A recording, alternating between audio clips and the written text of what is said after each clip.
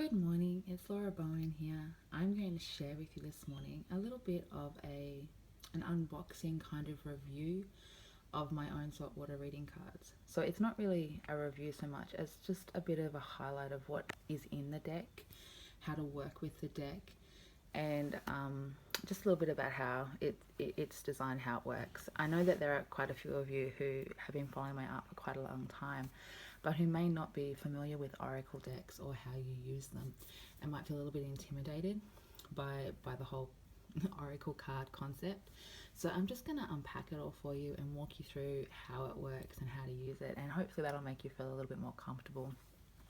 So this is the box that it comes in. If you were to order through the website, you'll get the box like this, and on the side here it has a really cool opening clasp. It's like a little magnetic clip, so you just open it there, and then on top like this is the guidebook.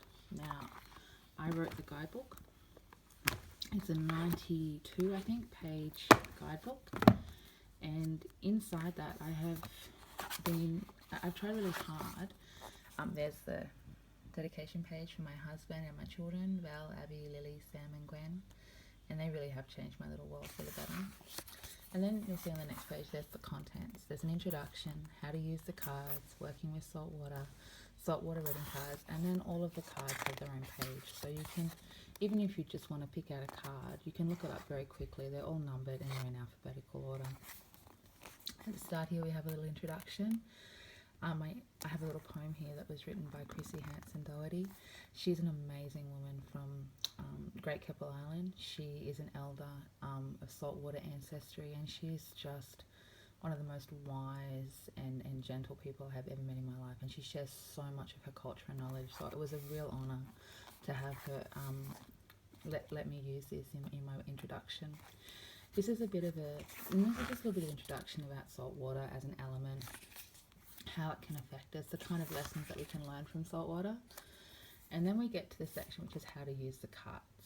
Now I even go through very clearly that if you're new to using cards, really good ways to cleanse your deck or to prepare your space, or even just to feel comfortable with the deck, it's a really good idea when you first get cards to just take the time to look through the imagery, have a look at the colours, have a little bit of a feel of the kind of energy that you see. You don't even have to open the guidebook until you're ready. You can just work with the cards and look at them and kind of see what your intuition tells you about each of the cards. There are keywords on the cards, and we'll get back to that in a minute. I have 3 reading options here that just as suggestions that you might like to use. I have a 1-card inquiry. We call that a card of the day. Like every day, as you know, on my page I share a card of the day with its message, and it's a really good idea while you're learning to interact with the cards to just pull a card every morning, read the meaning and see how that applies to your day throughout the day. Sometimes it can be a really good indication of what kind of energies to expect, and sometimes it can be like a bit of a heads up. If you pick a card that says everyone will be a bit defensive, it kind of gives you a little bit of a heads up that maybe today might be a really good day to kind of go a little gently. People might be a little bit defensive for no reason. So the second one in here is a sun cycle reading. It's just a simple 3-card reading. First card, second card, third card. The middle one represents midday, which is kind of the midpoint of our daily functionings. The second card is dawn, and the third card is dusk. So this is kind of where it began, where you find yourself now, and what you can expect to happen in that situation. And then here we go with the New Horizons card reading. It's a 5-card reading, and it's very much to do with saltwater and the beach. Number 1 represents the beach, which is where you find yourself now. Number 2 is the waves, and that kind of shows what you'll be traveling through. So it's like energies that you might be about to experience. 3 is debris or obstacles. This is what might cause some challenges or some difficulties to you. And then and I explain them down here, so it shows you what each card is. And then number 4 is the undercurrents. That's the kind of stuff that you mightn't be it's stuff that might be affecting you subconsciously that you haven't even realized yet. And then the horizon is what you can expect at the end. There's a section about working with saltwater. And it shows you some ways that you can work with saltwater, like tears and saltwater baths and scrubs, shell essences, and even just shells in general. And then we get to the part where we're looking at each card. Each card is depicted with a colour plate in the guidebook.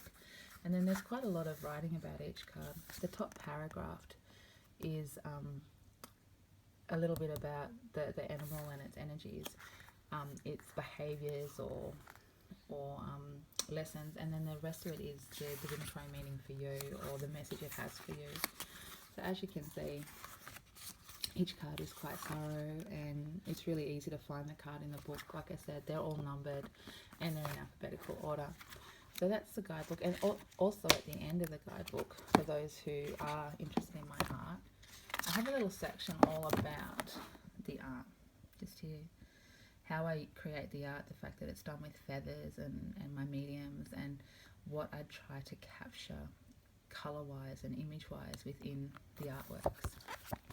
So underneath them then, in the box, we have the cards. They're held in place by this little piece here, which is really cool. It means that you can put them in your handbag and carry them around, and they're quite stable and sturdy. So here we have the cards. Now, when you first pick them up, like I said, it's a really good idea just to get used to the imagery. So you can just go through and look at the colours, look at the times of day, whether they're in groups or alone. This is oysters and plankton. My children love this card. To them it looks like space, and I guess in some ways it kind of has that kind of meaning as well, because it's the building blocks of everything. And then we have seashells, which is guidance. As you can see, like I said, at the bottom is a little keyword. Now, they're very subtle, the keywords, so you can use them intuitively. You can just pick up the card and look at the pictures, and the words aren't overwhelming, so it does allow your intuition to help you work with these cards. Starfish, rockpool, manta ray, giant clam, sea sponge, orcas. This is my favourite card in the deck, whale, and its keyword is grief. So this card's a little bit confronting sometimes when you pull it, but its message is really, it's really true. A lot of us journey through grief, just like the whale when it does its migration up and down the coast, which is a yearly journey. We too journey yearly through our grief when there's anniversaries or birthdays of people who are already in spirit, or people who we've lost or who we miss. We really do seem to replay it each year. So the whale's message is to remember to come up for air, to remember to breathe deeply of your surroundings while you're journeying. And even though sometimes you can feel like you're almost drowning in the emotions, just to keep on moving, and to remember that although it does come around with some kind of regularity, the way we journey through that does change. Then we have jellyfish, dugong, boundaries, which is sea anemone, coral, seahorses, fish. Now this image is the one that you will find on the inside of the box here and on the back of the cards. So as you can see, it's just been, the white work from it has been used as the backing, and I think it works fantastically. There's hermit crab, rough seas, lionfish. He's all about individuality, so he's quite a fierce little one. Blue bottle, mangroves, dolphin, seagulls, pelican. He's another one with a bit of a message that some of us don't like to hear, especially when we are the kind of people that like to say yes to everyone, and we end up sacrificing what we want to do in order to help other people. So he can be a little bit confronting as well. Crocodile, blue grouper, which is gender roles, and it's very much about the fact that we do not have to be defined by our gender, that there are so many traits as human beings that we can take on and excel with, and that we shouldn't be in any way limited because of the gender. that we choose to identify as. Here is albatross, shark, octopus, eel. I wasn't going to go through the whole deck, but it looks like I'm going to, so we'll just keep going. Reef, sea turtle, sea snake, and lastly, bubbler crab. They're the little crabs that you see on the beach that leave all the little balls everywhere on the sand. They make their little mandalas. It's how they feed. They're really beautiful little crabs.